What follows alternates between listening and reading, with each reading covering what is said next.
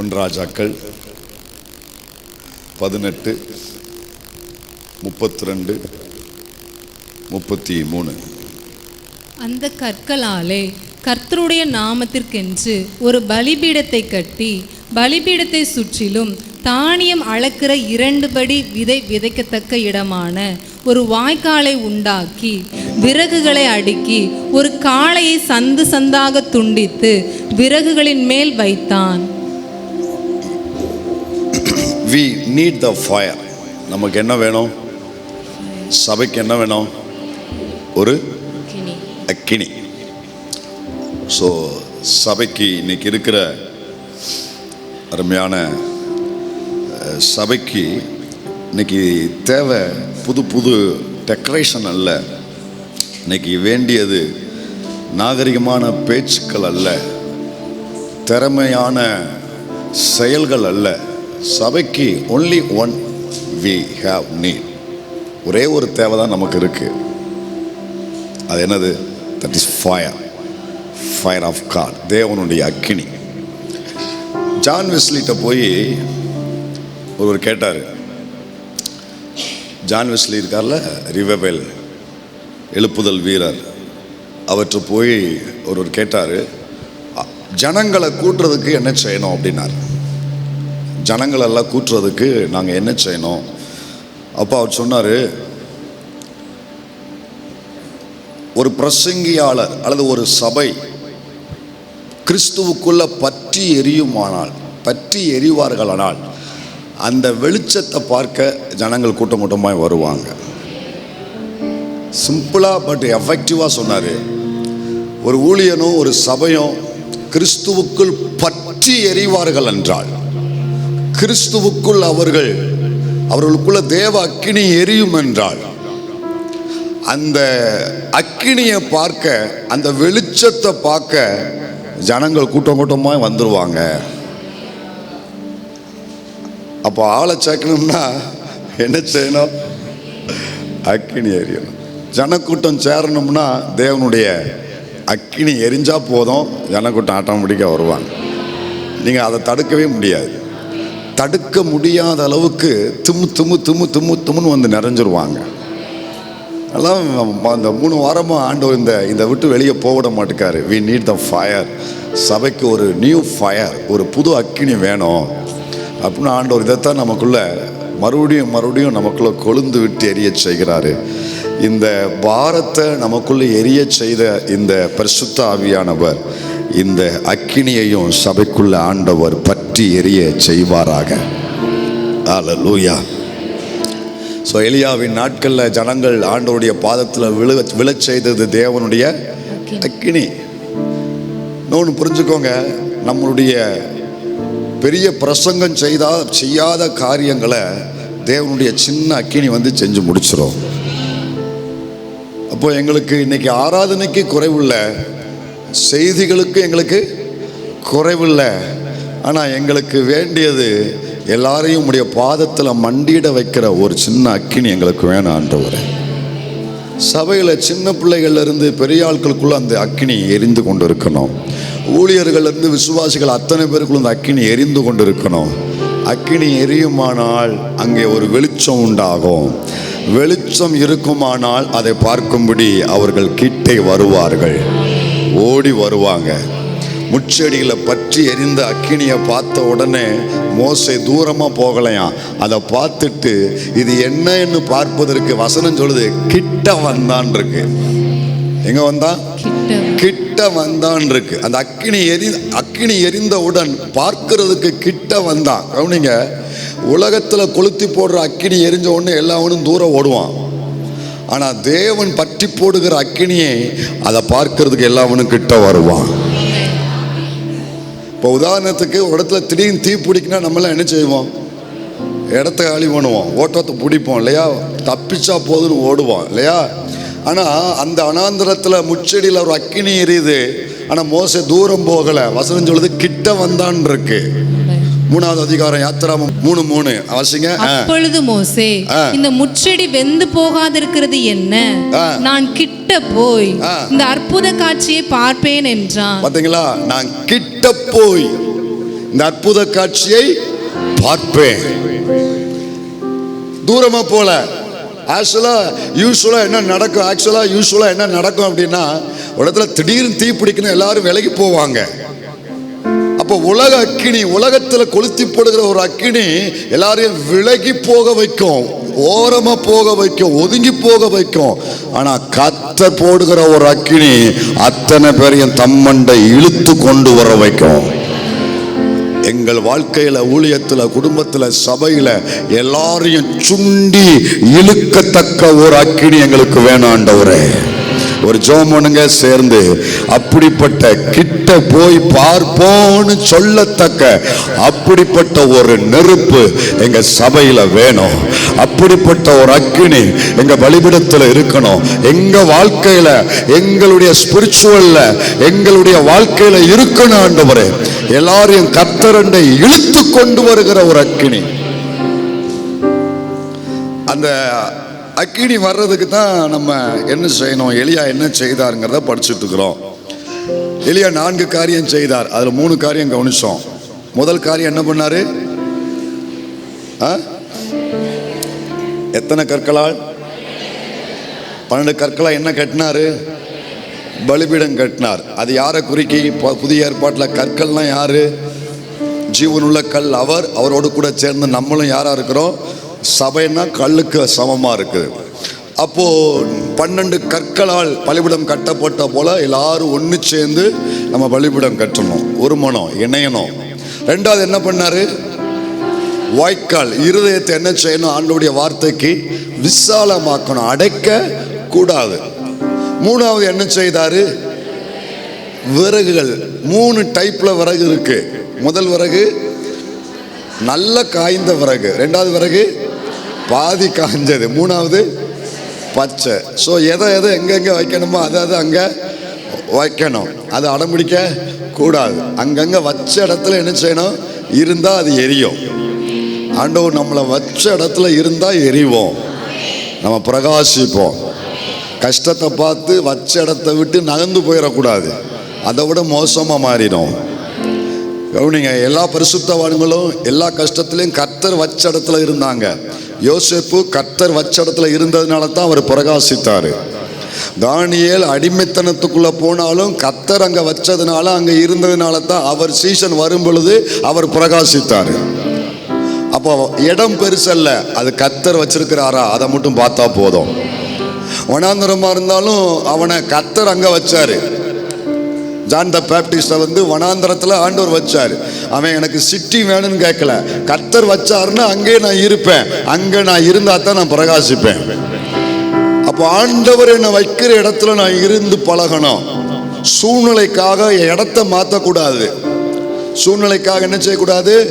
சபையில் அந்த ஃபேன் ஓடலன்னு இந்த ஃபேனுக்கு மாறுற மாதிரி அதை பற்றி பிரச்சனை இல்லை, மாறினா. ஆனால் அதே மாதிரி வாழ்க்கையில் இடத்த மாற்றக்கூடாது, ஊழியத்திலையும் இடத்த மாற்றிடக்கூடாது. கஷ்டத்தை பார்த்து அங்கே நம்ம பிரகாசிக்க முடியாது. 10 பேரா இருந்தாலும் கர்த்தர் வச்சாருன்னு வைங்களேன், அங்கே அவங்க பிரகாசமாக இருப்பாங்க. எல்லாருக்கும் 1000 பேர் 2000 பேர் அப்படிலாம் கிடையாதுங்க. அந்த எண்ணிக்கை நத்திங். எண்ணிக்கை நத்திங். கர்த்தர் வச்சிருக்கிறாரு, நான் இருப்பேன். 10 பேருக்கு நான் பிரகாசிப்பேன். எல்லா லைட்டுமே நமக்கு அவசியப்படுதுல. இன்னைக்கு இந்த லைட்டு தேவைப்படுது, கொஞ்ச நேரத்தில் இதை அணைச்சிட்டு டியூப் லைட் மட்டும் தேவைப்படும்.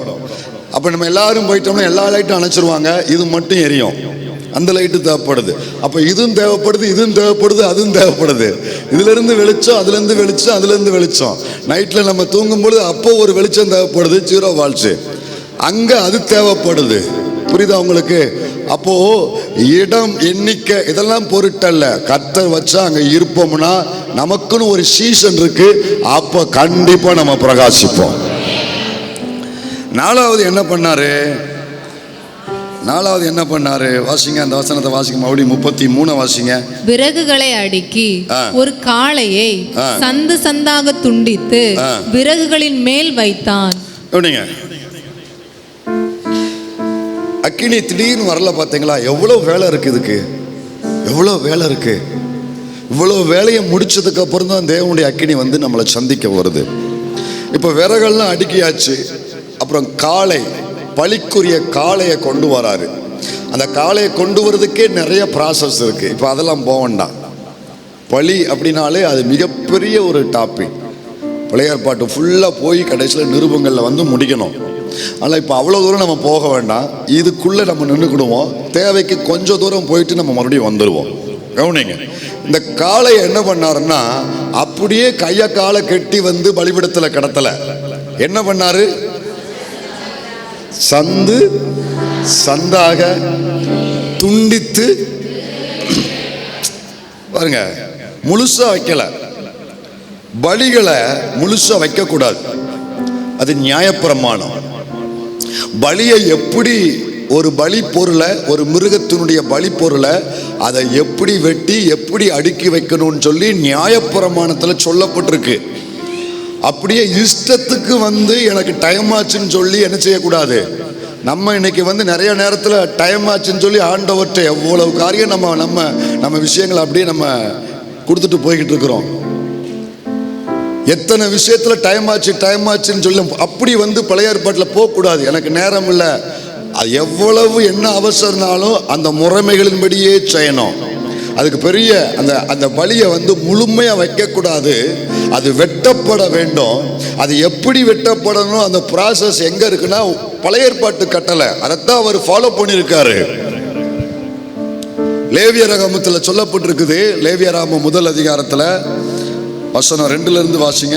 நீ இஸ்ரவேல் புத்திரரிடத்தில் சொல்ல வேண்டியது என்னவென்றால், உங்களில் ஒருவன் கர்த்தருக்கு பலி செலுத்த வந்தால் மாட்டு மந்தையிலாவது ஆட்டு மந்தையிலாவது ஒரு மிருகத்தை தெரிந்தெடுத்து பலி செலுத்த வேண்டும். வரிசையா சொல்றாரா? அதை எப்படி செலுத்தணும்? அடுத்த வசனம் பாருங்க, 3 வசனம் வாசி. அவன் செலுத்துவது மாட்டு மந்தையிலிருந்து எடுக்கப்பட்ட சர்வாங்க தகன பலியானால் அவன் பலி வந்து 5 விதமான பலி இருக்கு. மொத்தம் 5, 7 பண்டிகை, 5 பலி பழைய ஏற்பாட்டில். அதுல ரொம்ப முக்கியமான பலி எதுன்னு கேட்டீங்கன்னா சர்வாங்க தகன பலி. சர்வாங்க தகன பலி அதை புரியுற மாதிரி சொன்னா பிரிச்சு சொல்லலாம். சர்வ அங்க தகன பலி. சொல்லுங்க, சர்வ அங்க தகன. ஒரு பாட்டு கூட இருக்குல்ல, சர்வ அங்க தகன பலி என் சர்வ வல்ல தேவனுக்கே உதடுகளின் ஸ்தோத்திர பலி என் உன்னத நல் ராஜன். சர்வ அங்க தகன பலி, அதான் சர்வாங்க தகன பலி. இதுதான் முதல் தரமான பலி, இதுதான் முக்கியமான பலி. அப்புறம் வருகிற போஜன பலி, சமாதான பலிலாம் அப்புறம். இதுதான் ரொம்ப ரொம்ப முக்கியமான பலி. அப்போ இந்த பலிக்கு ஆண்டவர் சில முறைமைகளை சொல்றாரு. 4 வசனம் பாருங்க. அது பாவ நிவர்த்திக்கென்று அங்கீகரிக்கப்படும்படி தன் கையை அதன் தலையின் மேல் வைத்து கர்த்தருடைய சந்நிதியில் அந்த காளையை கொல்ல கடவன். அப்பொழுது ஆரோனின் குமாரராகிய ஆசாரியர்கள் அதன் இரத்தத்தை எடுத்து அதை ஆசரிப்பு கூடார வாசலில் இருக்கிற பலிபீடத்தின் மேல் சுற்றிலும் தெளிக்க கடவர்கள். பின்பு அவன் அந்த சர்வாங்க தகன பலியை தோல் உரித்து அதை சந்து சந்தாக துண்டிக்க கடவன். எலியா எப்படி வெட்டினாரு? அது எங்கிருந்து எடுத்து கண்டுபிடிச்சு வெட்டினாரு? பழைய ஏற்பாட்டு உடன்படிக்கை. கவனிங்க, இங்க சர்வாங்க இங்க இருந்து தான் அவர் அதை படிச்சு இதை வச்சு இதன் அடிப்படையில் தான் அங்க அவர் செய்கிறார், பலி செலுத்துறார். அதான் சொன்னேன், பலி செலுத்துற முறைமைகள் ரொம்ப முக்கியம். இந்த பலியை இங்க செலுத்தப்படுற பலியில 3 காரியம் சொல்லப்பட்டிருக்கு. ரொம்ப நிறைய விஷயம் நம்ம எடுக்கலாம், ஆனா இப்ப அவசியமான மிக முக்கியமான 3 காரியம். 5ஆம் வசனத்தை வாசிங்க. கர்த்தருடைய சந்நிதியில் அந்த காளையை கொல்ல கடவன். முதல் காரியம் என்ன செய்யணும்? காளையை கொல்லணும். என்ன செய்யணும்? காளையை கொல்லணும். கொல்லணும். என்ன செய்யணும்? கொல்லணும். யார? காளை. எல்லாரையும் தான். வாரேன். அடுத்த 6ஆம் வசனம் வாசிங்க. பின்பு அவன் அந்த சர்வாங்க தகன பலியை தோல் உரித்து. ரெண்டாவது என்ன செய்யணும்? தோல் உரிக்கணும். கொன்ன உடனே என்ன செய்யணும்? தோலை உரிக்கணும். அடுத்து என்ன செய்யணும்? அதை சந்து சந்தாக துண்டிக்க கடவன். அப்போ மேஜரா ஒரு 3 ஒர்க் இருக்கு. முடிச்சிருவோமா இன்னைக்கு? முடிச்சிருவோமா? மேஜரா இன்னைக்கு ஒரு 3 டியூட்டி இருக்கு. கவனிங்க, பலி செலுத்த இதெல்லாம் அவர் செஞ்சுதான் அங்க பண்ணியிருக்காரு. இதெல்லாம் அங்க செய்யப்பட்டது, எல்லாமே அங்க செய்திருக்கிறாரு. அங்க சுருக்கமா சந்து சந்தாக வெட்டினான்னு சொல்லப்பட்டாலே அப்போ இதுக்கு முன்னால காரியங்களை அவர் ஃபாலோ பண்ணியிருக்காருன்னு அர்த்தம். ஏன்னா உடன்படிக்கையில இருந்து அவர் செஞ்சிருக்காரு. அப்ப 3 காரியம். 1, கொல்லப்பட வேண்டும். 2வது தோல் உரிக்கப்பட வேண்டும். 3வது சந்து சந்தாக துண்டிக்க வேண்டும். இந்த 3 செய்தாதான் பலி பூரணமாகும். இதை செய்ததுக்கு அப்புறம் தான் தேவனுடைய அக்கினி அதை சந்தித்தது. இதுல குறைவு இருக்கக்கூடாது, இதுல சோம்பேறித்தனம் இருக்கக்கூடாது, இதுல அவசரங்கள் இருக்கக்கூடாது, எனக்கு நேரம் இல்லைன்னு வரக்கூடாது. இதை சரியா செய்யணும். இந்த 3ஐயும் செய்யணும். கொல்லப்பட வேண்டும், தோல் உரிக்கப்பட வேண்டும், சந்து சந்தாய் துண்டிக்கப்பட வேண்டும். இந்த பலிகள் எங்க சபையில நிறைவேற்றப்பட வேண்டும். கொல்லப்பட வேண்டும், தோல் உரிக்கப்பட வேண்டும், சந்து சந்தாக துண்டிக்கப்பட வேண்டும். சின்ன பிள்ளைகளிலிருந்து முதியோர் வரைகளுக்கு இது நடக்கணும்னு சொல்லி ஒரு சின்ன ஜெபம் பண்ணுங்க. 3 காரியமும் எங்க வாழ்க்கையில நிறைவேறணும். 3 காரியமும் நிறைவேறணும். கொல்லப்படணும், ஆமென். தோல் உரிக்கப்படணும், ஆமென். சந்து சந்தாய் துண்டிக்கப்படணும். முதல்ல என்ன சொல்லப்பட்டிருக்கு? கவனிங்க. கொண்டு வந்த மாதிரியே பலி இருக்கக்கூடாது, சபைக்கு வந்த மாதிரியே இருக்கக்கூடாது. பவுல் சொல்றாரு, கிறிஸ்துவுடனே கூட நானும் சிலுவையில் அறையப்பட்டேன். அப்படின்னா நானும் கொல்லப்பட்டேன். கிறிஸ்துவுடனே கூட சிலுவையில் அறையப்பட்டேன். ஆயினும் அப்படின்னா நானும் கிறிஸ்துவோடு மரித்திருக்கிறேன். எதுக்கு மரித்திருக்கிறேன்? சுயத்துக்கு மரித்திருக்கிறேன். என் சுய இச்சைகளை சிலுவையில் அறைந்திருக்கிறேன். நான் கொல்லப்பட்டிருக்கிறேன் என்றார் பவுல். பவுலுக்கு பழைய ஏற்பாட்டுடைய உடன்படிக்கைகள் எல்லாம் தெரியும், பழிமுறைமைகள் தெரியும். அதனால்தான் கிறிஸ்துவோடைய பலியோடு தன்னை இணைத்துக் கொண்டு சொல்றாரு, நானும் கொல்லப்பட்டாயிற்று, நான் கொல்லப்பட்டாயிற்று. ஒரே ஒரு வித்தியாசம் என்னன்னா, அந்த பலிக்கும் நமக்கும் உள்ள ஒரு வித்தியாசம், ஒரே ஒரு வித்தியாசம் என்னன்னா, அந்த பலி கொல்லப்பட்டா திரும்ப எழும்பாது. ஆனா இந்த பலி இப்ப திரும்ப எழும்பி வந்திருக்குது. ஏன் தெரியுமா? அதனால தான் பழைய ஏற்பாட்டில் ரோமர்ல சொல்லப்படும் போது நம்ம செலுத்த வேண்டிய பலிக்கு ஒரு பெயர் கொடுக்கப்பட்டிருக்கு, ஜீவ பலியாய் ஒப்பு கொடுக்க வேண்டும் என்று. தேவனுடைய இரக்கங்களை முன்னிட்டு உங்களை என்ன பலி? ஜீவ பலி. ஏன் இப்படி சொல்லப்பட்டிருக்கு தெரியுமா? பழைய ஏற்பாட்டில் அப்படி கிடையாது. பழைய ஏற்பாட்டில் ஒரு மிருகத்தை பலி செலுத்தாச்சுன்னா அது அங்கேயே செத்து போயிடும், திரும்ப அது வராது. ஆனா புதிய ஏற்பாட்டில் நான் கிறிஸ்துவோடு கூட மரிக்கும் பொழுது, நானும் பலிபீடத்தில் போய் கொல்லப்படும் பொழுது, நான் அந்த மிருகத்தை போல அல்ல, நான் சாகுறேன் சுயத்துக்கு, ஆனா திரும்ப நான் ஜீவனோடு வர்றேன். அதைத்தான் எனக்கு பெயர் ஜீவ பலி. என் ஆண்டவருக்கு பெயர் ஜீவ பலியாய் ஒப்பு கொடுத்தார். அவரோடு கூட அறையப்படுகிற எனக்கும் ஜீவபலி என்று சொல்லப்படுகிறது. ஏன்னா நான் போயிட்டு திரும்ப ஜீவனோடு வர்றேன் பார்த்தீங்களா, அதனாலதான் நான் ஜீவபலி. அப்படிங்க கிறிஸ்துவோடு கூட சிலுவையில் அறையப்பட்டேன், கொல்லப்பட்டேன், ஆகிலும் பிழைத்திருக்கிறேன். இனி நான் அல்ல, கிறிஸ்துவே எனக்குள் பிழைத்திருக்கிறார். ஆமென் சொல்றீங்களா? இனி நான் அல்ல, கிறிஸ்துவே எனக்குள் பிழைத்திருக்கிறார். பலி கொண்டு வருவாங்க. அந்த பாவம் செஞ்ச மனிதனுடைய கையை அந்த பலி பொருள் மேல் தலையில கை வைக்க சொல்லுவாங்க. தலையில கை வச்ச உடனே அந்த பலி கொல்லப்படும். உள்ள வந்த மாதிரி அது இருக்காது, புரிஞ்சுக்கணும். உள்ள வரும்போது அது உயிரோடு நடந்து வரும். பலிபீடத்துக்கு வந்த மாத்திரத்துல அது கொல்லப்படும். என்ன நடக்குதுன்னா, வந்த மாதிரி இல்லை, கொல்லப்பட்ட உடனே அது சாகுது. அப்படின்னா என்ன? வந்த மாதிரி இல்ல. பலியை அப்படியே கொண்டு போய் வைக்க கூடாது. சபைக்குள்ள இருக்கிற நீங்களும் நானும் இந்த முதல் கட்ட, இந்த பலியில செய்ய வேண்டிய முதல் கட்ட முறைமைகள் என்னன்னா, நம்மளும் சுயத்துக்கு என்ன செய்யப்படணும்? சிலுவையில மரிக்கணும். வந்த மாதிரியே இருக்கக்கூடாது, சரியா? இருக்கக்கூடாது. உங்க நாட்களை எண்ணி பாருங்க, உங்க காலங்களை கணக்கிட்டு பாருங்க. ரட்சிக்கப்பட்ட அந்த முதல் நாள் இந்த நாள் இடையில 10, 15, 20 வருஷம் உங்களுக்கு இருக்குன்னு வச்சுக்கோங்களேன். அன்னைக்கு இன்னைக்கு நான் வித்தியாசம் இருக்கான்னு பார்க்கணும். வந்த மாதிரியே நான் இருந்தேன்னா இன்னும் கொல்லப்படலைன்னு அர்த்தம். வந்த மாதிரி இல்லை, சில மாற்றங்கள் எனக்கு இருக்குன்னா நான் கொல்லப்பட்டிருக்கேன்னு அர்த்தம்.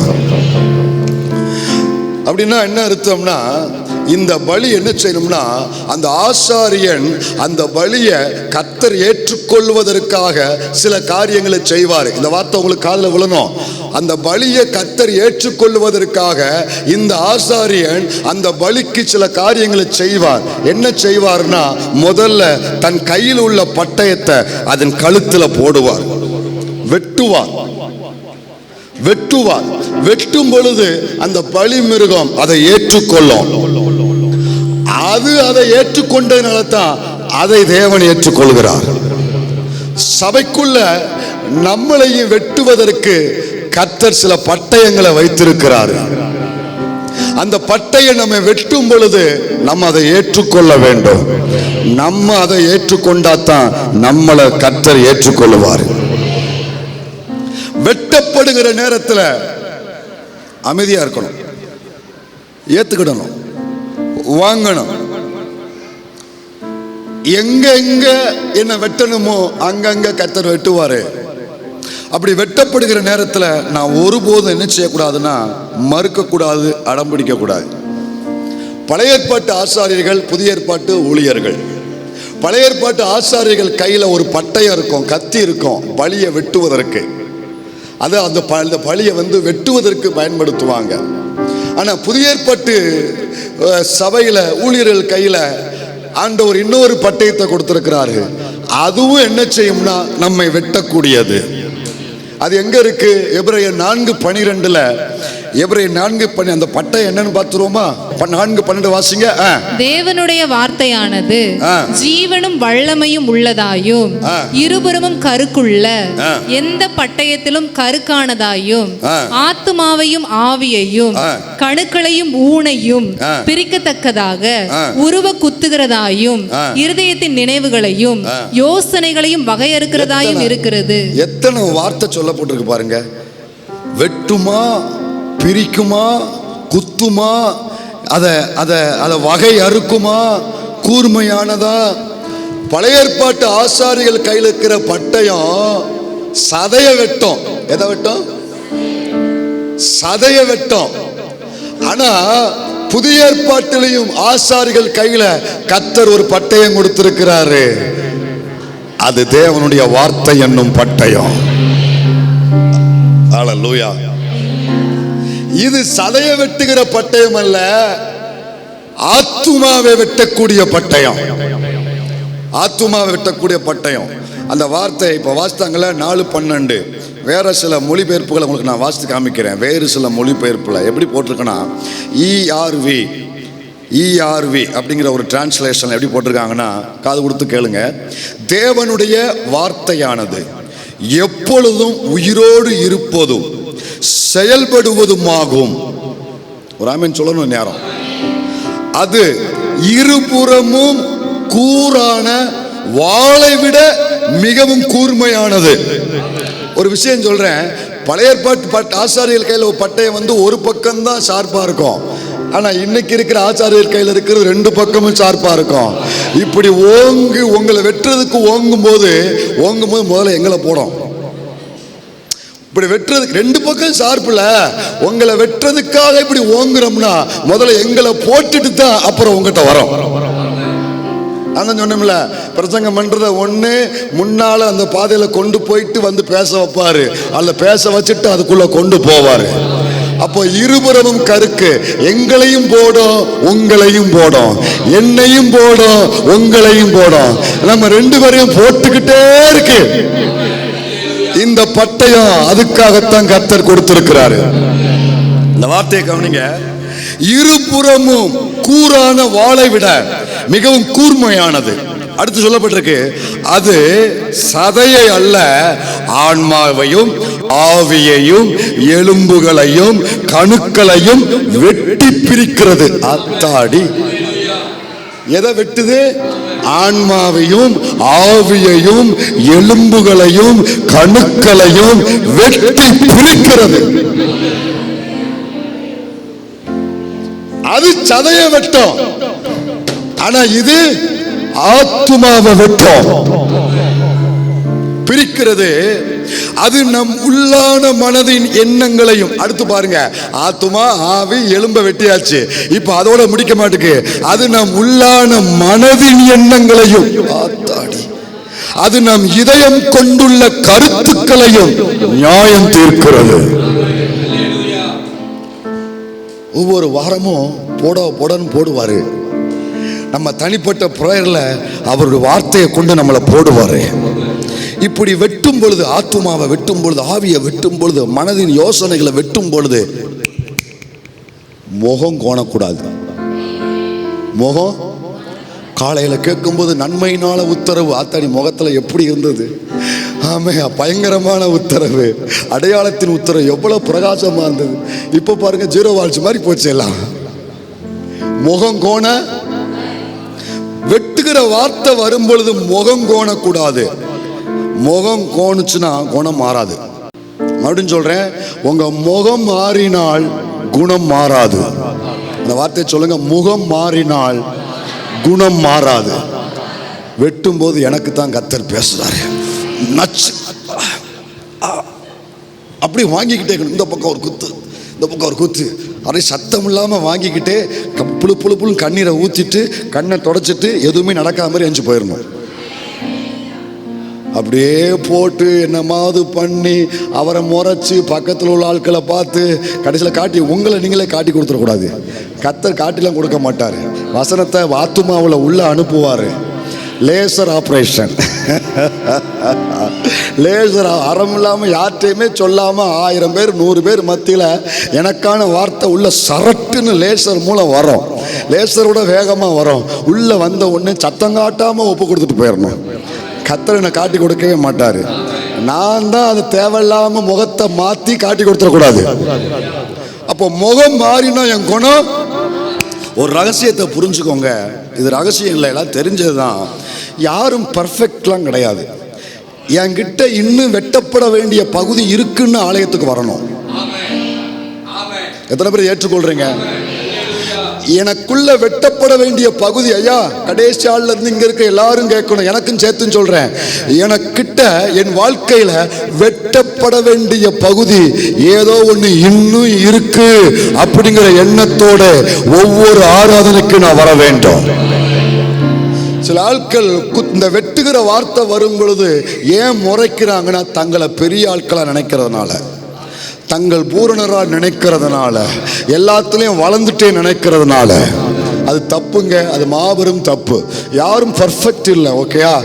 ஏதோ ஒரு பகுதியில் எல்லாருக்குமே வெட்டப்பட வேண்டிய பகுதி இருக்கு. அதனால தான் வார்த்தை வந்து வெட்டுது. அதை நான் முகம் கோணாமல் ஏற்றுக்கொள்ள வேண்டும். அது கர்த்தருடைய பார்வைக்கு பிரியமானது, அது கர்த்தருடைய இருதயத்துக்கு ஏற்றுக்கொள்ளக்கூடியது. என் வாழ்க்கையை கட்டணும்னு விரும்புறீங்களா? என் குடும்பத்தை கர்த்தர் கட்டணும்னு விரும்புறீங்களா? என் சபையை கர்த்தர் கட்டணும்னு விரும்புறீங்களா? என் கர்த்தர் கட்டும் முன் வெட்டுவார். கட்டும் முன் வெட்டுவார். கட்டிட்டு வெட்ட மாட்டார். அது மனுஷன்தான் வளர விட்டுட்டு வெட்டுவான் பழி வாங்குறதுக்கு. ஆனா கர்த்தர் கட்டுறதுக்கு முன்ன வெட்டுவாரு. கட்டணும்னு விரும்புறவங்க வெட்டப்படுகிறதுக்கு ஒப்பு கொடுப்பாங்க. புரியுதா உங்களுக்கு? ஏன் இன்னும் என் வாழ்க்கையில் விரும்புகிற அந்த உயர்வு இன்னும் வரல? ஏன் என் வாழ்க்கையில் இன்னும் நான் எதிர்பார்க்குற அந்த மேலான ஸ்லாக்கி இன்னும் வரல? நான் கேட்குற ஆசீர்வாதம் ஏன் வரல? அது வரமாட்டுக்கு. ஆனால் நல்லா பார்த்தீங்கன்னா அது கட்டப்படலை. ஆனால் எனக்குள்ள அன்றாட வாழ்க்கையில் வெட்டிக்கிட்டே இருப்பார் ஏதோ ஒரு பகுதியை. உத்தரவாதம் சொல்கிறேன், வெட்டுறாருனாலே கட்ட போறாருன்னு அர்த்தம். உன் குடும்பத்தை கட்ட போறாரு, உன் ஊழியத்தை கட்ட போறாரு, உங்க வாழ்க்கையை கட்ட போறாரு. ஹல்லேலூயா. ஆண்டவரே, இது மிகப்பெரிய பாக்கியம்பா. என்ன உலகத்துல யாரு வெட்டுவா சொல்லுங்க? என்னை யாரு வெட்டுவா? எல்லாம் கூட்டமா சேர்ந்துட்டு என்னை மேலும் மேலும் கரைப்படுத்திட்டு போற கூட்டம் தான் எனக்கு நிறைய இருக்கிறாங்க. வேற யாருக்கும் இந்த உரிமை இல்லை, நான் கொடுக்கவும் இல்லை. என்னை வெட்டுகிறதுக்கு ஒரே உரிமை ஆண்டவருக்கு மட்டும்தான் இருக்கு. என்ன நீங்க வெட்டுறீங்களா வெட்டுங்க, குத்துறீங்களா குத்துங்க, பிரிக்கிறீங்களா பிரிங்க, வகையறுக்கிறீங்களா வகையறுங்க. உங்களை விட்டா இதை வேற யாரு செய்வா? உண்மைதானே? அவரை விட்டா நமக்கு இதை யார் செய்வா? அதனால ஆண்டவர் நம்ம வாழ்க்கை எங்கெங்கெல்லாம் நம்ம அந்தரங்கத்தை நம்மளுடைய உள்ளான வாழ்க்கையில எங்க வெட்டினாலும் வாங்கிக்கங்க, அதை பாக்கியமா எடுங்க. இன்னும் சொன்னா 1 கோடி உள்ள அந்த பேக்கை விட என்னை குத்துற ஒரு வார்த்தை எனக்கு மேலான ஆசீர்வாதம். ஆண்டவரே, என் வாழ்க்கையில அனுதினமும் இந்த அனுபவம் எனக்கு வேணும்ப்பா. நீங்க கொட்டுனீங்கன்னா எனக்கு அது என்ன பூசின மாதிரி, எனக்கு அது என்ன பூசின மாதிரி. என்னை வெட்டாம மட்டும் விட்டுறாதீங்க. யாரை நம்ம விடுவோம்னா கை கழிச்ச இந்த கை கழுவும் பார்த்தீங்களா, சில பயல்களை கை கழுவுன பிள்ளைகளை நம்ம கண்டிக்கவே மாட்டோம். உங்களை சொல்லலை, ஸ்கூலில் வந்து கிளாஸ் ரூமில் என்ன பெஞ்சு அவனுங்க என்ன சேட்டை பண்ணாலும் கண்டுக்கிடவே மாட்டாங்க தெரியுமா? உங்களை சொல்லலை, ஸ்கூலில் கிளாஸில் அவன் என்ன சேட்டை பண்ணாலும் கண்டுக்கிடவே மாட்டான். அந்த மாதிரி கண்டுக்கிடாம விடப்படுகிற அனுபவம் அந்தோ பரிதாபம். தகப்பன் எந்த புத்திரனை நேசிக்கிறாரோ அந்த புத்திரனை தகப்பன் சிட்சிக்கிறாரு. அவர் சிட்சிக்கலனா பைபிள்ல பச்சையா சொல்லப்பட்டிருக்கு, வேசியின் பிள்ளை, வேசியின் பிள்ளை. என்னை ஏன் சிட்சிக்கிறாருன்னா நான் அவருடைய பிள்ளை, நான் அவருடைய பிள்ளை. இந்த ராத்திரி நேரத்தில் இருதயம் மாறணும். எப்போ என்னை குத்துற வார்த்தை, வெட்டுகிற வார்த்தை வந்தா அதை நான் பாக்கியமா எடுப்பேன், அதை நான் பாக்கியமா எடுப்பேன். ஆண்டவரே, ஏன் இதை செய்கிறாருன்னா எப்படி ஆகிலும் கவனிங்க, என் லைஃப்பை பார்த்தா பரலோகத்தில் படியில் கூட உட்கார்றதுக்கு நமக்கு என்ன இல்லை, தகுதி இல்லை. ஏன் வெட்டுறாருன்னா உள்ள கொண்டு போறதுக்காக வெட்டுறாரு, அவர் பக்கத்தில் வைக்கிறதுக்காக வெட்டுறாரு. அதை புரிஞ்சுக்கோங்க. ஆண்டவர் உங்க ரகசிய காரியங்களை வெளிப்படுத்தி, உங்களோட அந்த காரியங்களை வெளிப்படுத்தி, உங்களோட தனி ஜபத்தில் உங்களோட இடைப்பட்டு சில விஷயங்கள்ல உங்களை பகிரங்கமா உடைக்கிறாருன்னா புரிஞ்சுக்கோங்க. டேய், வாசல்ல கூட உட்கார தகுதி இல்லாத ஒன்ன ஏன் இப்ப வெட்டுறேன்னா உன்னை உள்ள கொண்டு வந்து உட்கார வைக்கத்தான் நான் விரும்புறேன். அல்லேலூயா. பழைய ஏற்பாட்டு ஆதி திருச்சபையில் ஏர்லி சர்ச்சில் எல்லா வசனமும் பார்த்தீங்கன்னா சக்கு சக்கு சக்கு சக்கு சக்கு சக்கு இப்படித்தான் வரும். இன்னைக்கு தான்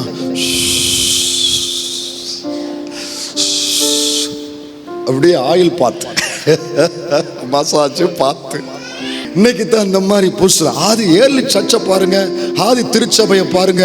பேதுரு பேசினாலும் சரி, பவுல் பேசினாலும் சரி, யார் பேசினாலும் சரி, அடி பார்த்தீங்கன்னா மாறுபாடு உள்ள இந்த சந்ததியை விட்டு விலகி உங்களை ரட்சித்துக் கொள்ளுங்கள் என்று புத்தி சொன்னான். சக்கு சக்கு போடு போடுன்னு போட்டான். யாருமே முறைக்கல, முகம் கோணல. அடுத்த வசனம் சொல்லப்பட்டிருக்குது, அவனுடைய வார்த்தையை சந்தோஷமா ஏற்றுக்கொண்டவர்கள் ஞானஸ்நானம் பெற்றார்கள். வெட்டப்பட்ட வார்த்தையை ஏற்றுக்கொண்ட சபை வளர்ந்தது, பெருகியது, விருத்தியடைந்தது. ஆண்டவர் நம்ம வெட்டுகிற நாட்களில் கவனிங்க, இப்ப நம்மளை ரொம்ப போடல, கொஞ்சம் பார்த்து செய்யறாரு. ஆனா பார்த்து செய்யறாருன்னு பயங்கரம். வெட்டிக்கிட்டே இருந்தா கூட பரவாயில்ல, சந்தோஷப்படலாம். பார்த்து செய்யறாருன்னு ஆழமா போட போறாரு. ஆழமா போடுறதுக்கு தான் கொஞ்சம் பார்த்து செய்வாரு. இந்த வேப்பங்களை காமிச்சுக்கிட்டே கூட்டு போவாங்க தெரியுமா?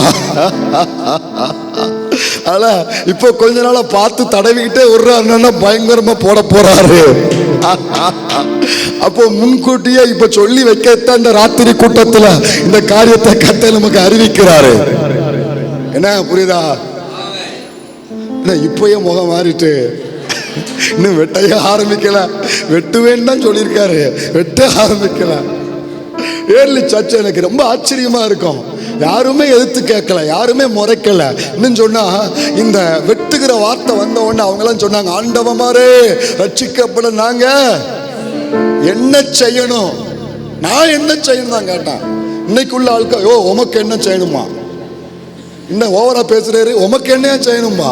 ஆனா அன்னைக்கு நாங்க என்ன செய்யணும்னா அதான் அந்த சபையில அக்கினி அணையாம இருந்துச்சு. அப்போ முதல் இந்த அனுபவம், அந்த அந்த வழியை வெட்டப்படுகிற அனுபவம் வரும் பொழுது நான் முகம் கொடாம ஏத்துக்கிடணும். உங்களுக்கு தெரியுமா, யாக்கோப்பை கர்த்தர் விருத்தி அடைய செஞ்சாரு, சந்தோஷமா வாங்கினான். அதே யாக்கோப்பை அந்த நதிக்கரையில வச்சு அவன் தொடச்சந்த தொட்டாரு, அது சுளுக்கிட்டு அதையும் ஏத்துக்கிட்டான்.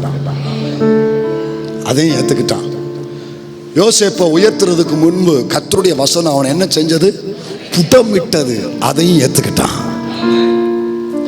தாவீதுட்ட போய் நீயே என்ன மனுஷன், உடனே ஆர்டர் போட்டு நாத்தானை தூக்கலை, சேரை விட்டு கீழே இறங்கி தன்னை தாழ்த்தி ஒப்பு கொடுத்தான். இந்த வெட்டுகிற வார்த்தை என் வாழ்க்கையை தேடி வரும் பொழுது, ஆண்டவரே ஒரு நாளும் இதுக்கு பின்னால நீங்க இருக்கிறீங்க நான் மறந்துடவே கூடாது, சந்தோஷமா ஏற்றுக்கொள்ளணும். ரெண்டாவது அதை என்ன செஞ்சாரு, வாசிங்க மறுபடியும் அந்த அந்த அந்த வசனத்தை வாசிங்க. லேவியராகமத்தில் என்ன செஞ்சாரு, வாசி அந்த வசனத்தை வாசி. லேவியராகமத்துக்கு போங்க, முதல் அதிகாரத்துக்கு வாங்க. பின்பு அவன் அந்த சர்வாங்க தகன பலியை தோல் உரித்து, என்ன செஞ்சு, தோல் உரித்து ஒரு பலிய கழுத்துல கத்திய போட்டு அந்த ரத்தத்தெல்லாம் எடுத்துருவாங்க. ரத்தத்தை எடுத்து பலிபீடத்துல தெளிப்பாங்க. அதுக்குள்ள நான் இன்னும் போகல, அது பெரிய டாபிக்ன்ட்டேன். அதெல்லாம் ரத்தத்தை தெளிச்ச உடனே அப்புறம் செய்யப்படுகிற என்ன தெரியுமா, தோலை உரிப்பான். நீங்க தோலை உரிச்சாச்சுன்னா அது என்னதுன்னு கண்டுபிடிக்க முடியாது. அதை மூடி இருந்த ஒரு தோல், அதுக்கு ஒரு அடையாளத்தை கொடுத்த ஒரு தோலை கம்ப்ளீட்டா உரிச்சாச்சுன்னா, இந்த நீங்க கடைகளில் அந்த லக்கான் கோழிகள்லாம் பார்த்தீங்கன்னா தோல் உரிச்ச கோழி பாருங்க, அப்படியே முழுன்னு என்னமோ ஒரு பிண்டம் மாதிரி இருக்கும். ஏதோ ஒரு பிண்டம் ஒரு மாதிரியா இருக்கும். பார்த்துருக்கீங்களா, தோலை உரிச்சு போட்டுப்பான் தெரியுமா, தோலை வச்சு பார்க்கவே ஒரு மாதிரியா இருக்கும், பிளேனா இருக்கும், அதுல எந்த ஒரு அடையாளமும் இருக்காது. கவனிங்க, சபைக்குள்ள வந்ததான ஒவ்வொரு தேவ பிள்ளைகளும் வெட்டப்பட்ட அனுபவம் நடந்த உடனே தோல் உரிக்கப்பட வேண்டும். தோல் உரிக்கப்படுகிற அனுபவம் என்ன தெரியுமா, எனக்கு ஒரு அடையாளம் இருக்கு தெரியுமா, என் நிறம், என் அழகு, என் அடையாளம் எல்லாமே கம்ப்ளீட்டா பலிபீடத்துல அது முற்றிலும் தோல் உரிக்கப்பட வேண்டும். எனக்கு ஒரு அடையாளம் இருக்குல்ல, அந்த அடையாளம் வெளியே தெரியக்கூடாது. சபைக்குள்ள எவ்வித வித்தியாசமும் இருக்கக்கூடாது. தோல் உரிக்கப்படுற அனுபவம்னா அதுதான். பவுல் சொன்னார் ரோமர் 10:12, ரோமர் 10:12 என்ன சொன்னார்னா, வாசிங்க வேகமா. 10:12, யூதன் என்றும் கிரேக்கன் என்றும் வித்தியாசமே இல்லை. என்ன இல்ல, வித்தியாசமே இல்லை. இல்ல எல்லாரும் சொல்லலையே, என்ன இல்ல, எல்லாருக்கும் கர்த்தரானவர் தம்மை தொழுது கொள்ளுகிற யாவருக்கும் ஐஸ்வர்ய சம்பனராய் இருக்கிறார். சபைக்குள்ள இன்னார் என்று அன்னார் என்று வித்தியாசமே இல்லை. எல்லாரும் தோல் உரிக்கப்பட்டவர்கள், உலகத்தின் அடையாளங்களை உரிந்தவர்கள். அல்லேலூயா. உலகத்தின் அடையாளம் நம் வாழ்க்கையில உரிக்கப்பட வேண்டும். எனக்கு ஒரு அடையாளம் உலகம் கொடுத்திருக்கு, அதை சபைக்குள்ள காட்டக்கூடாது. வித்தியாசமே இல்லை, சின்ன தம்பியில இருந்து ஐயா வரைக்கும் வித்தியாசமே இல்லை. அது அழகா சொல்றாரு, யூதன் என்றும் கிரேக்கன் என்றும். புரியுதா உங்களுக்கு? யூதன் என்றும் கிரேக்கன் என்று வித்தியாசம் இல்லை. அதை நம்ம பாஷைக்கு புரிஞ்சுக்கோங்க.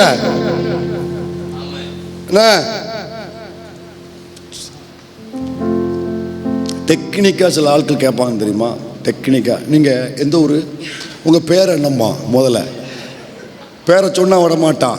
அப்பா பேர் என்னம்மா, அதுலேயும் கண்டுபிடிக்க முடியலன்னா விட மாட்டான்.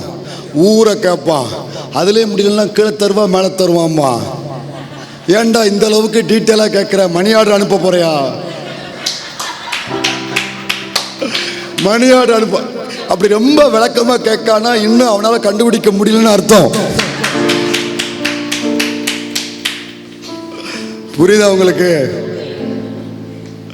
ஆனால் இதிலெல்லாம் ரொம்ப கவனமாக இருக்கணும், ரொம்ப எச்சரிக்கை. கர்த்தருக்கு பயந்த பயத்தோடு நான் தோல் உரிக்கப்பட்டவங்கிற உணர்வோடு இருக்கணும். யாரு கூட பேசினாலும் யாரு கூட பழகினாலும் எல்லாரும் ஒன்று எனக்கு. எல்லாரும் சகோதரர்கள், சகோதரிகள், தாய்மார்கள், தகப்பன்மார்கள், தங்கச்சி, தம்பிமார்கள், இப்படிங்கிற ஒரு பரந்த கிறிஸ்துவின் சிந்தையோடு இருக்கணும். ஒன்னே ஒன்று, எனக்கு நம்ம எல்லாருக்கும் தகப்பன் அவர், நம்ம எல்லாரும் அவருடைய பிள்ளைங்க. இது ஒண்ணுதான் அடையாளமா இருக்கணும். யூதன்னு அடையாளம் இருக்கக்கூடாது, கிரேக்கன்னு அடையாளம் இருக்கக்கூடாது, கொஞ்சம் ஒசத்தின்னு சொல்லக்கூடாது, தாழ்த்தின்னு சொல்லக்கூடாது. எல்லாரும் தேவனுடைய பிள்ளைகள். அத்தனை பேர்லயும் ஆமீன் வரணும். இந்த வார்த்தைக்கு வித்தியாசமே என்ன செய்யக்கூடாது, இருக்கக்கூடாது. கவனிங்க, அதனால எந்த வித்தியாசமும் கிடையாது, இருக்கக்கூடாது. நம்ம நாடி நரம்புல கவனிங்க, உங்கள்கிட்ட பிரசங்கம் பண்ணும் பொழுது எனக்குள்ள இருக்கிற எண்ணத்தை கர்த்தர் அறிவாரு, என் சிந்தனையை கர்த்தர் அறிவாரு, என்னுடைய உள்ள இருக்கிற நாடி நரம்புல உள்ள உணர்வுகளை என் பரிசுத்த ஆவியானவர் அறிவாரு. உள்ள இருக்கிறதான் நான் பேசுறேன். நான் பேசினால்தான் உங்களுக்குள்ள அது ஆழமா பாயுது. அதனால நம்ம சபை முழுவதும் இந்த சுபாவத்தில் வளர வேண்டும். தோல் உரிக்கப்படுகிற அனுபவம் சபைக்கு அவசியம். கடந்து போகுமா? அது உரிச்ச உடனே என்ன செய்யணும்? சந்து சந்தாய் துண்டிக்கப்பட வேண்டும். நமது திறமை, நமது பலன், சுய முயற்சி, சரீர முயற்சி எல்லாமே வெட்டப்படணும், வெட்டப்படணும். தேவ சமூகத்தில் கவனிங்க, என் திறமை இருக்கு பாருங்க, என் பலன் இருக்கு பாருங்க, என் சரீர முயற்சி இருக்கு பாருங்க, இதெல்லாம் வெட்டப்படுவதற்கு என்ன ஒப்பு கொடுக்கணும். கிருபையில நான் நிக்கணும், கிருபையில வாழணும். திறமையில வண்டி ஓட்டணும்னு முயற்சி பண்ணக்கூடாது, பலத்துல வண்டி ஓட்ட முயற்சி பண்ணக்கூடாது. வெட்டுங்க ஆண்டவரே, என் திறமையை வெட்டுங்க ஆண்டவரே. சந்து சந்தா திறமையை வெட்டுங்க, என்னுடைய ஆணவத்தை வெட்டுங்க, என் சொந்த சுய முயற்சியை வெட்டுங்க. எல்லா பகுதியிலையும் வெட்டி என்னை துண்டு துண்டா துண்டமாக்கிருங்க. பவுல் இதெல்லாம் செஞ்சாருங்க. பவுல் முதல்ல வாசித்தோம் இல்ல, கிறிஸ்துவோடு கூட சிலுவையில் அது கொல்லப்பட்டாரு. அப்புறம் வாசித்தோம் இல்ல, யூதன் என்றும் இல்லை, அது தோல் உரிக்கப்பட்டாரு. பிலிப்பியர்ல 3ல அவர் சொல்றாரு, 4ஆம் வசனத்திலிருந்து சொல்றாரு, 3ஆம் அதிகாரம் 4ஆம் வசனத்திலும் சொல்றாரு, மாம்சத்தின் மேல் நம்பிக்கை வைக்க வேண்டுமானால் நானும் வைக்கலாம். வேறொருவன் மாம்சத்தின் மேல் நம்பிக்கையாய் இருக்க நினைத்தால் நான் அதிகமாய் அப்படி செய்யலாம். நான் 8ஆம் நாளில் விருத்த சேதனம் அடைந்தவன். இதெல்லாம் அவருக்குள்ள இருந்தது. 8ஆம் நாளில் விருத்தம் சேதம் பண்ணப்பட்டவன், இஸ்ரவேல் வம்சத்தான், பெஞ்சமின் கோத்திரத்தான், எபிரேயரில் பிறந்த எபிரேயர், எபிரேயரில் பிறந்த எதிர்வை. இப்படி மேன்மை பாராட்டக்கூடிய நிறைய இருந்தாலும் அடுத்து சொல்றாரு, ஆகிலும் கவனிங்க, இதெல்லாம் எனக்கு இருந்துச்சுயா, உலகத்தின் பிரகாரமான மேன்மையான காரியம் இருந்துச்சு, ஆகிலும் லாபமாய் இருந்தவைகள் எவைகளோ அவைகளை கிறிஸ்துவுக்காக நஷ்டம் என்று எண்ணினேன். அடுத்த வசனம், அது மாத்திரமல்ல என் கர்த்தராகிய கிறிஸ்து இயேசுவை அறிகிற அறிவின் மேன்மைக்காக எல்லாவற்றையும் நஷ்டம் என்று எண்ணிக்கொண்டு வெட்டப்பட்டாரு. சந்து சந்தா வெட்டப்பட்டாரு. 8ஆம் நாளில் விருத்தச்சேதம் பண்ணப்பட்டவன், அங்க ஒரு வெட்டு. எபிரேயரில் பிறந்த எபிரேயர், அங்க ஒரு வெட்டு. பெஞ்சமின் கோத்திரத்தான், அங்க ஒரு வெட்டு. சந்து சந்தா வெட்டி எல்லாவற்றையும் நஷ்டம் என்று எண்ணினவர், குப்பையா எண்ணினவர். இந்த 3 பவுலுக்கு நடந்திருக்கா இல்லையா? கிறிஸ்துவோடு சிலுவையில் அறையப்பட்டு கொல்லப்பட்டாரு. யூதன் என்றும் இல்லை, கிரேக்கன் என்றும் இல்லை, தோல் உரிக்கப்பட்டாரு. எல்லாம் நஷ்டம் என்று எண்ணி சந்து சந்தா வெட்டப்பட்டாரு. அதான் அக்கினியாய் பிரகாசித்தாரு. அதான் பவுல் அக்கினியாய் பிரகாசித்தாரு. சபைக்குள்ள இது 3 நடக்கணும்னு சொல்லி விரும்புறவங்க எல்லாரும் சேர்ந்து ஒரு ஜெபம் பண்ணுவோமா? இந்த 3 அனுபவம் சபைக்குள்ள வேணும்னு சொல்லி ஜெபிப்பீங்களா? அல்லேலூயா. கிறிஸ்துவோடு சிலுவையில அறையப்படணும் ஆண்டவரே, தோல் உரிக்கப்படணும் ஆண்டவரே, சந்து சந்தாக வெட்டப்படணும் ஆண்டவரே. கர்த்தர் விரும்புகிற வழியாக பலிபீடத்தில் நாங்க வந்து சேரணும்பா. இப்படி வந்துருச்சு வைங்களேன், சபை எப்படி இருக்கும் தெரியுமா? இப்ப நான் சொன்ன இந்த 3 அனுபவம் என்னிலிருந்து அங்க இருக்கிற அத்தனை பேருக்குள்ளேயும் முழுமையா எல்லாருக்குள்ளேயும் வந்துருச்சு வைங்களேன். glorious experience. That is glorious church. ஆண்டவர் இந்த சபையை பேச வைக்கிற கர்த்தர், வாஞ்சிக்க வைக்கிற கர்த்தர், ஜெபிக்க வைக்கிற கர்த்தர். இந்த அனுபவங்களை சபைக்குள்ள பார்க்க ஆண்டவர் கிருபை தருவாராக. இதை இன்னும் தியானிங்க. இன்னும் இதுக்காக நான் இதை சீக்கிரம் முடிக்கணுங்கிறதுக்காக இதோட நான் நிறுத்துறேன். ஆனால் நீங்கள் நிறுத்தாதீங்க, இன்னும் தியானிங்க, இன்னும் இதை தோண்டுங்க, இன்னும் இதுக்காக அர்ப்பணிங்க, இன்னும் இதற்காக வீட்டில் ஜெபிங்க, இன்னும் இதற்காக சபையில் ஜெபிப்போம். சீக்கிரத்தில் இந்த மொத்த அனுபவத்தையும் கர்த்தர் முழு சபைக்கும் தருவாராக. இதெல்லாம் இப்போ எலியா செஞ்சு பலிபீடத்தில் என்ன செஞ்சிட்டாரு? வச்சுட்டார். வேலை எல்லாம் முடிஞ்சு போச்சு. இதை முடிச்சுட்டு நீங்கள் இப்போ அங்கே வரணும். கர்மேல் பர்வதத்துக்கு வரும். அங்கேருந்தான் நம்ம ஆரம்பித்தோம். கர்மேல் பர்வதத்துக்கு வந்துடுங்க. இப்போ இதெல்லாம் முடிச்சுட்டு இப்போ மறுபடியும் அந்த 18 கவனிங்க. 18 எடுத்துட்டீங்களா? 18 எடுத்துட்டீங்கன்னா இப்போ 36 வாசிங்க. 36 வாசிங்க. அந்திபலி செலுத்தும் நேரத்திலே தீர்க்கதரிசியாகி எலியா வந்து ஆபிரகாமுக்கும் என்னது இல்ல மேல மேல மந்திப்பலி செலுத்தும் நேரத்திலே தீர்க்கதரிசியாகிய எலியா வந்து எங்க போனாரு? அங்கதான் இருக்காரு. அங்கதான் பலிபீடம் கட்டினாரு. அங்கதான் வாய்க்கால் உண்டு பண்ணாரு. அங்கதான் விறகு அடுக்குனாரு. அவங்க முன்னாலதான் எல்லாமே செஞ்சாரு. காளையை வெட்டாரு, வெட்டி சந்து சந்தாக்கி மேல வச்சாரு. ஆனா இது வழக்கமா ரொட்டீனா செஞ்சுக்கிட்டு இருக்கும் பொழுதே இடையில திடீர்னு வசனம் எலியா வந்து அர்த்தம். போனா தானே வந்துன்னு வரணும். இல்லை நான் சொல்றது புரியுதா இல்லையா? ஒரு மாதிரியா முழிக்கீங்க. செஞ்சுக்கிட்டு இருக்கிறவர் அப்படியே கண்டினியூ டென்ஸா போகணுமா இல்லையா? தொடர்ந்து உள்ள சம்பவத்தை திடீர்னு ஒரு பிரேக் ஆகி எலியா வந்து அங்க பலிபீடத்துல வேலைகளை செஞ்சுக்கிட்டு இருக்காருங்க. எல்லாம் செஞ்சுட்டு அப்புறம் பாஸ்டர் வந்துன்னு என்ன அர்த்தம்? பாஸ்டர் ஏதோ எடுக்க என்ன செஞ்சிருக்காரு? போயிருக்காரு. இப்ப என்ன அர்த்தம்? ஆண்டவர் எனக்கு என்ன கற்றுக் கொடுத்துறாருன்னா, இதெல்லாம் செஞ்சு முடிச்ச உடனே எலியா சில வினாடி சில நிமிடம் எங்கேயோ போயிருக்காரு. எங்க போனாரு, ஏன் போனாரு அப்படின்னா 2 ரீசன். பக்கத்துல தான் அதெல்லாம் பாறைகளால் நிறைஞ்ச இடம். என்ன 2 ரீசன்? ஒண்ணு, அந்திப்பலி செலுத்தும் நேரத்தில் இருக்கா இல்லையா? அப்போ அந்த அந்திப்பலி நேரம்னு ஒரு நேரம் உண்டு. ஆசாரிப்பு கூடாரத்தில் பலி செலுத்துவதற்கு ஒரு நேரம் நியமிச்சிருப்பாங்க. காலையில இந்த நேரம், மாலையில இந்த நேரம், அந்த நேரத்தில் அதை செலுத்துவாங்க. அப்போ எலியா அந்திப்பலி செலுத்துவதற்கு இன்னும் ஆராதனை 6:30 ஆரம்பிப்பாங்க. மணி 6 மணி. பக்கத்துல பாம்பேல போய் ஒரு டீ அடிச்சுட்டு வருவோன்னு நீங்க போகல? அதே மாதிரி ஆண்டவர் பார்த்தாரு, எலியா பார்த்தாரு, எல்லா வேலையும் முடிச்சிட்டாரு. வேலையை முடிச்சா அந்திப்பலி செலுத்துவதற்கு இன்னும் கொஞ்ச நேரம் இருக்கு. அப்படின்னா என்ன அர்த்தம்? அந்த நம்ம வேலையை செஞ்சு முடிச்சாச்சு. ஆண்டவர் தன் வேலையை அவர் வேலையில தான் செய்யணும். அவர் வேலையில தான் செய்யணும். புரிஞ்சவங்க மட்டும் என் வேலையை நான் செஞ்சு முடிச்சுட்டேன். ஆனா கர்த்தர் அவர் வேலையை, அவர் காரியத்தை அவர் வேலையில தான் செய்வாரு. சகோதரா, கர்த்தர் சொல்றாரு, சகோதரி உன்னை அர்ப்பணிக்க சொன்ன அர்ப்பணிச்சுட்ட, ஒப்பு கொடுக்க சொன்ன ஒப்பு கொடுத்துட்ட, வெட்ட சொன்ன வெட்டப்பட அர்ப்பணிச்ச, தோல் உரிக்கப்பட அர்ப்பணிச்ச, சந்து சந்தா துண்டிக்கப்பட அர்ப்பணிச்ச, உன் வேலையை செஞ்சு முடிச்சுட்டல. வெயிட் அண்ட் சீ. என் வேலையில செய்வேன். என் காரியத்தை என் வேலையில தான் செய்வேன். அந்திப்பலி செலுத்தப்படுகிற நேரம் வருகிற வரைக்கும் வெயிட் பண்ணு. என் வேலை வருகிற வரைக்கும் வெயிட் பண்ணு. காத்திரு. அவசரப்படாத.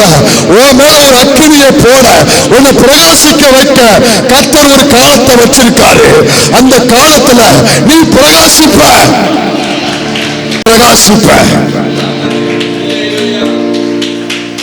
வெயிட் பண்ணு.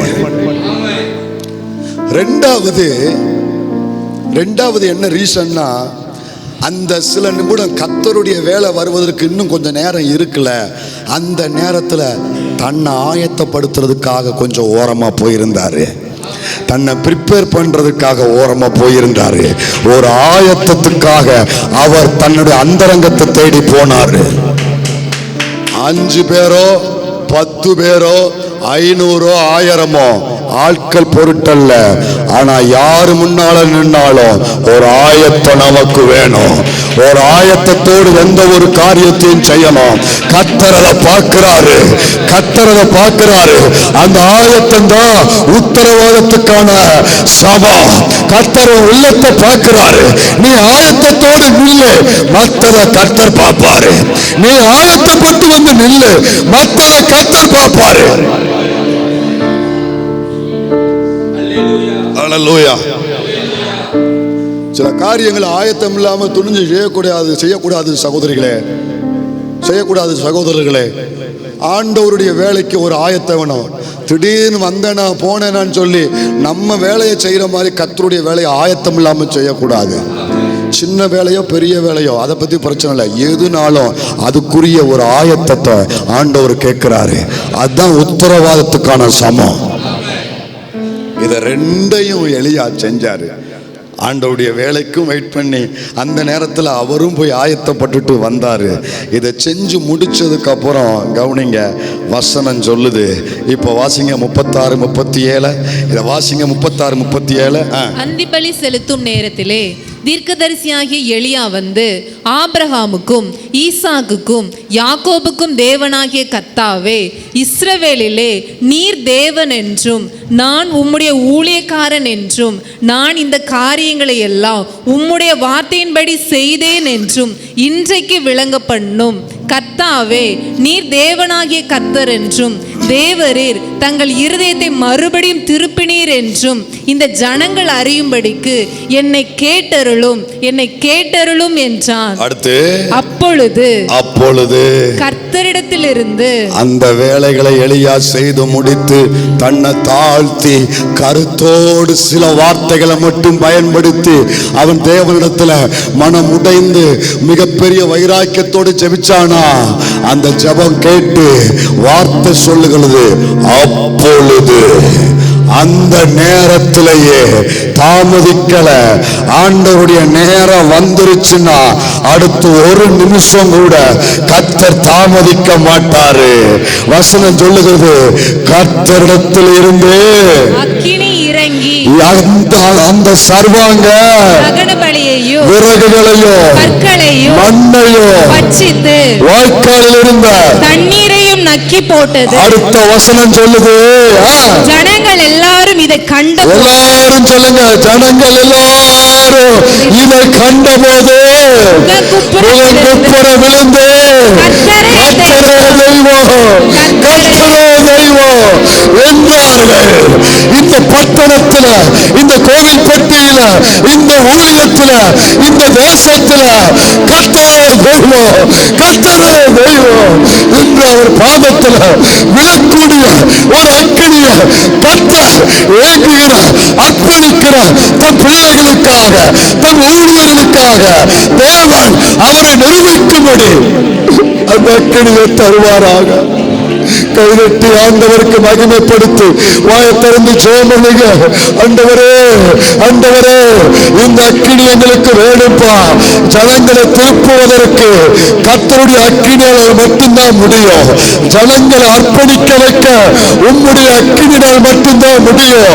நாங்க 1000 பிரயாசப்பட்டாலும் கர்த்தருடைய அக்கினி மட்டும்தான் நிரூபித்து காண்பிக்கும், நிரூபித்து காண்பிக்கும், நிரூபித்து காண்பிக்கும், நிரூபித்து காண்பிக்கிற தேவ அக்கினி, நிரூபித்து காண்பிக்கிற தேவ அக்கினி, தேவ அக்கினி சபையில, ஊழியத்துல, குடும்பத்துல, எங்க வாழ்க்கையில, எங்க வாழ்க்கையில வேணும்பா, எங்க வாழ்க்கையில வேணும்பா.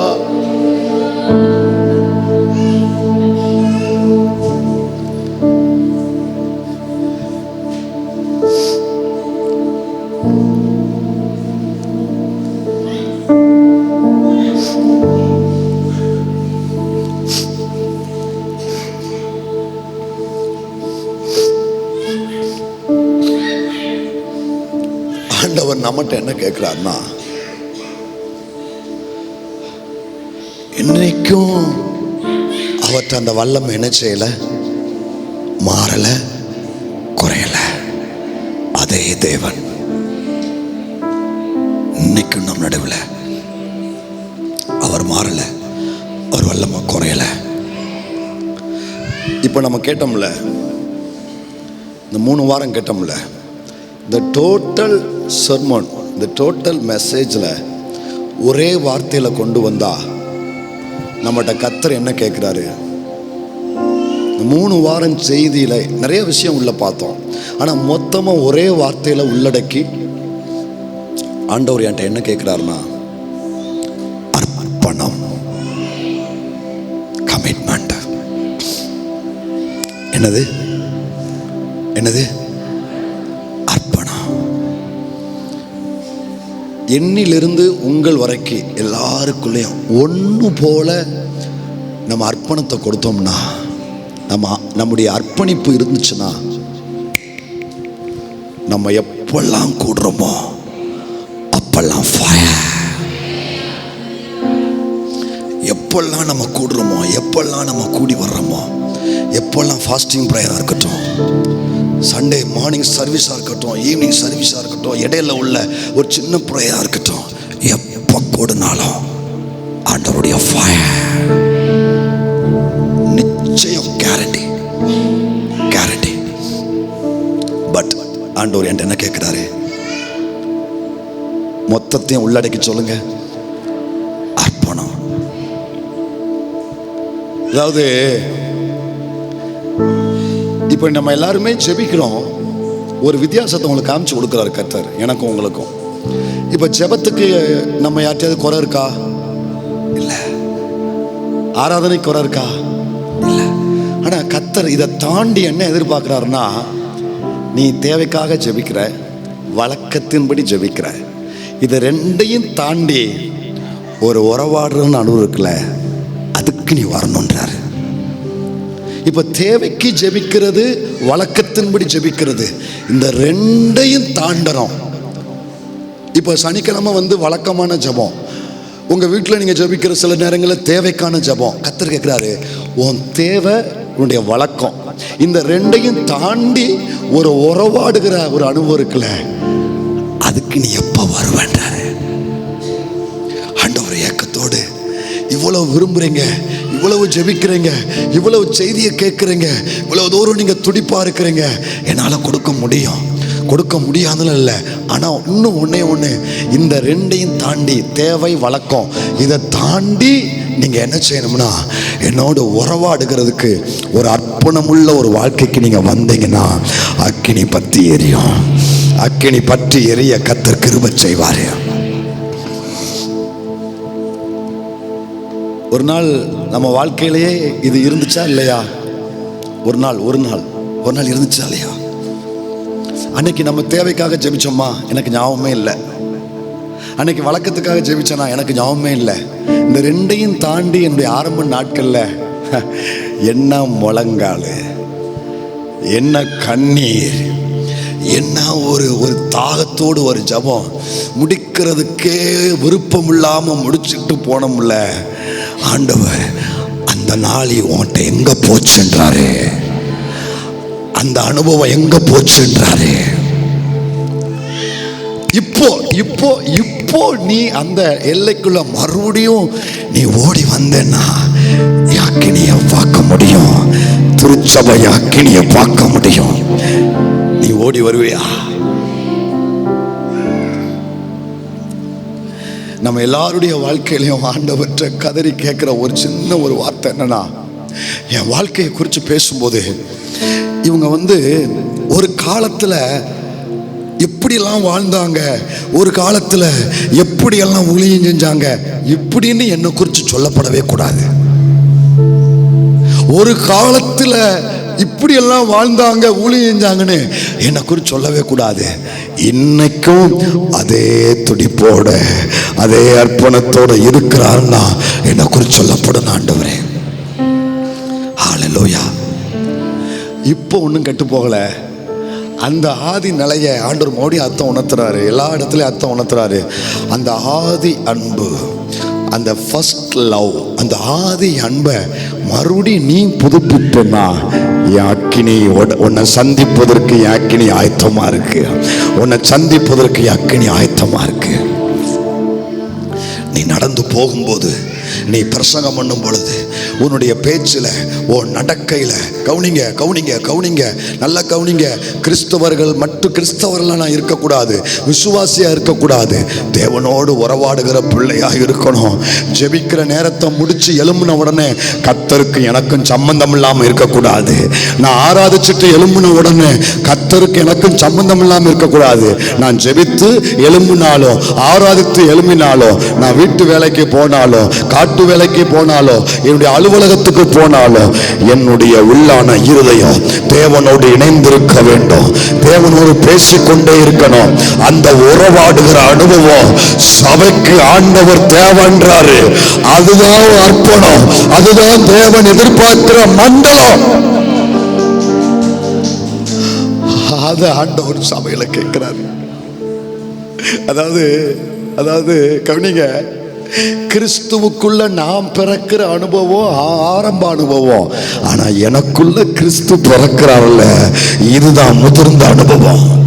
இப்போ கவனிங்க, கிறிஸ்துவுக்குள்ள நான் பிறந்துட்டேன், எல்லாருமே பிறந்துட்டோம். ஆனா இப்போ கர்த்தர் கேட்கிறாரு, உனக்குள்ள நான் பிறந்திருக்கிறேன்னா. ரெய்னாட் போங்கே ஒரு முறை இதை சொல்லி முடிச்சுட்டு நான் ஜோம் பண்ணுவோம் எல்லாரும் சேர்ந்து. ஒரு முறை என்ன பண்ணாருன்னா, ஒரு மியூசிக் இன்ஸ்ட்ருமெண்ட் வாங்குறதுக்காக ஒரு கடைக்கு போயிருந்தார். ரெய்னாட் போங்கே ஒரு கிட்டார் வாங்குறதுக்காக கடைக்கு போயிருந்தார்.